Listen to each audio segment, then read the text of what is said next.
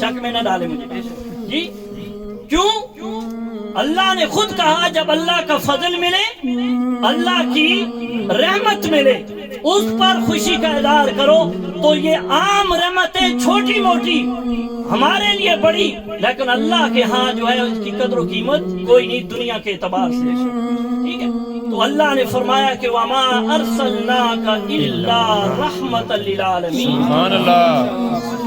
یہ میری ذات اور انفرادی طور پر چھوٹی چھوٹی نعمتیں جو رحمتیں میسر ہیں یہ میری ذات تک متعلق ہیں. خدا کی قسم اٹھا کر کہتا ہوں محمد مصطفیٰ صلی اللہ تعالی علیہ وآلہ وسلم کسی ایک علاقے کے لیے نہیں، کسی قوم کے لیے نہیں، کسی قبیلے کے لیے نہیں، صرف امت کے لیے نہیں، جنوں بشر چرند پرند جہاں کے لیے میرا رب رب العالمین ہے. محمد مصطفیٰ رحمت للعالمین. سبحان اللہ. اللہ اکبر یا رسول اللہ.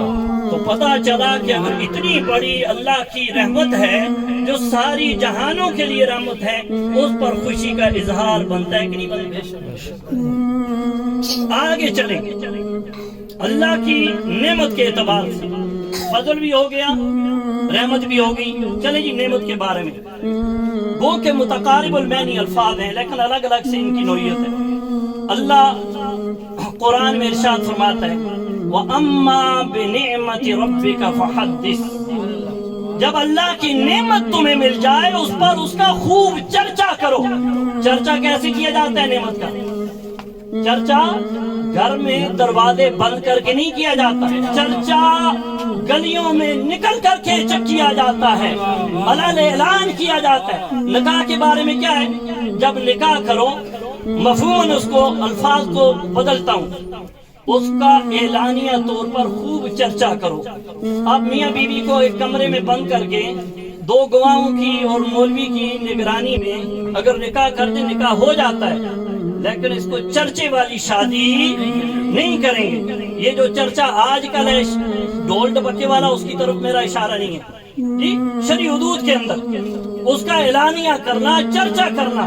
تو چرچے کا آپ کو پتہ ہے کس طرح سے ہم چرچا کرتے ہیں، چاہے وہ اچھائی ہو چاہے برائی ہو، یہ آپ خوب سمجھتے ہیں. تو اللہ نے فرمایا وَأَمَّا بِنِعْمَةِ رَبِّكَ فَحَدِّثْ. جب تم پر رب کی نعمت ہو جائے اس کا خوب چرچا کرو. پھر جی اللہ کی نعمت پر چرچا کرنا تو ثابت ہے، لیکن کیا نبی کی نعمت ہے بھی کہ نہیں نعمت میں؟ آئیں قرآن کی طرف. اللہ قرآن میں ارشاد فرماتا ہے لَقَدْ مَنَّ اللَّهُ عَلَى الْمُؤْمِنِينَ إِذْ بَعَثَ فِيهِمْ رَسُولًا. سبحان اللہ. اللہ نے یہ جو تم پر نعمت کا احسان کیا ہے کہ تمہیں میں سے نبی کو مبعوث فرمایا عام لوگوں پر نہیں، میرا اگر احسان ہے اس نعمت کے تمہیں عطا کرنے پر وہ مومنوں پر ہے. سبحان اللہ. آئیں قرآن میں پارہ نمبر 4 رکوع نمبر 2 اللہ قرآن میں ارشاد فرماتا ہے وَاذْكُرُوا نِعْمَةَ اللَّهِ عَلَيْكُمْ. اللہ کی اس نعمت کو یاد کرو اِذْ كُنْتُمْ عَادًا، جب تم آپس میں دشمن بھائی بھائی کا گلا کاٹنے کو تیار تھا، ماں باپ اپنی بچیوں کو زندہ درگور کرنے پہ جو ہے وہ بضد تھے، رشتہ داریاں صلہ رحمیاں ختم ہو چکی تھی، قبیلے کے ساتھ برسرے پیکر تھے اور ذرا سی بات پر جو ہے وہ جھگڑا کر دیتے تھے.